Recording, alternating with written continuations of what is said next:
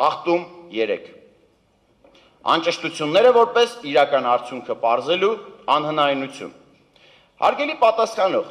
վերցրեք ձեր արձանագրած անճշտությունները և գումարեք այլ կուսակցությունների ստացած ձայներին։ Դրա արդյունքում իրավիճակ փոխվում է, թե ոչ։ Այո, փոխվում է։ Դա է վկայում նաև ԿԸՀ-ի կողմից հնչեցված փաստը, կլիներ տակտիկական քվեարկություն։ Այս փաստը ուղղակի պարզ թվաբանությամբ հաստատված է, և դա հնարավորություն չի տալիս պարզել ընտրությունների իրական արդյունքը։ Այս ամենը հիմնականում առաջացել է ԿԸՀ ոչ իրավաչափ գործողությունների արդյունքում, անվավեր ճանաչելով կոնկրետ ընտրատեղամասերի արդյունքները։ Նշված փաստը հաստատվել է նաև քաղաքացիական պայմանագիր ներկայացուցիչի կողմից, որ եթե այդ անճշտությունները գումարվեն, օրինակ, Բարգավաճ Հայաստանի ձայներին, ապա ՔՊ-ի մանդատների թիվը կնվազի, թե կավելանա։ Վերջինս պատասխանել է, որ քանի որ դա պարզ հաշվարկ է, ուստի կնվազի։ Ցավոք, ԿԸՀ-ն այդ պարզ հաշվարկը չի դիտարկել ընտրության արդյունքների վրա ազդեցություն, ուստի նշվածով պայմանավորված անհասկանալի է, թե այդ ձայները որ քաղաքական ուժին կանցնեին, ուստի հնարավոր չէ պարզել ընտրությունների իրական արդյունքները։ Այլ խախտումներով։ Անդրադառնալով վարչական ռեսուրսին, թաքնված քարոզչությանը, կառավարության որոշումներին և ատելության խոսքին ու վախի մթնոլորտին, կնշեմ հետևյալը։ Եթե սա է կենտրոնական ընտրական հանձնաժողովի և գործող իշխանության իրական Հայաստանի խոսքի մշակույթը, և եթե արդարադատության նախարարը համարում է այս վարքագիծը իրավաչափ խոսք, քաղաքական լեքսիկոն և վարքագիծ, ապա մի դժգոհեք, դուք կուսակցության պատվավոր նախագահ Վարդան Ղուկասյանի եթերներից և բառապաշարից, և մի բողոքեք մինչև 2018 թվականը եղած իշխանություններից։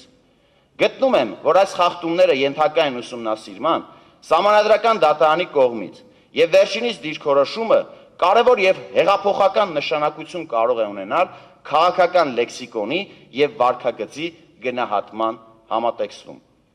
Բարձր Ացյան, հարգելի գործընկերներ, սիրելի քաղաքացիներ, յուրաքանչյուր քաղաքական ուժ ունի իր պատկերացումները երկրի կառավարման մասին, և վերջինս ինքն է որոշում, թե ինչ ուղղությամբ պետք է իր քաղաքականությունը վարի։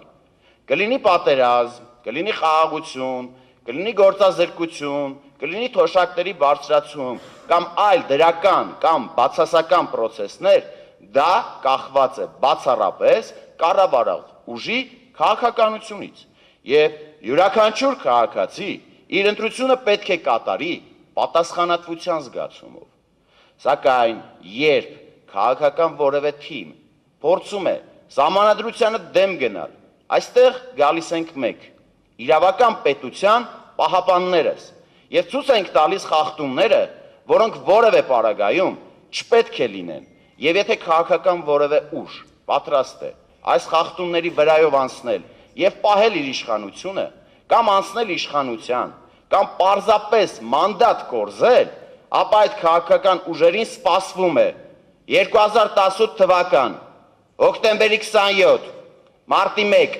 ՊՊՑ գնդի գրավում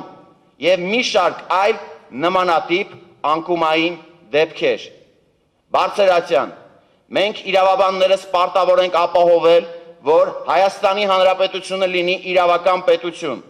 իսկ քաղաքական ուժերը պարտավոր են ապահովել քաղաքական գործընթացները, սակայն Սահմանադրության և օրենքների պահանջներին համապատասխան։ Ius essenta boni et aqui։ Իրավունքը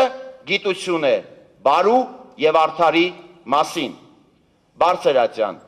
ձեր կողմից կայացված որոշումը ես անցկացնելու եմ բարու և արդարի մաղի միջով։ Ցանկանում եմ ունենալ վստահություն, որ այն անխոչնդոտ կանցնի այս մաղի մանր անցքերով։ Շնորհակալություն։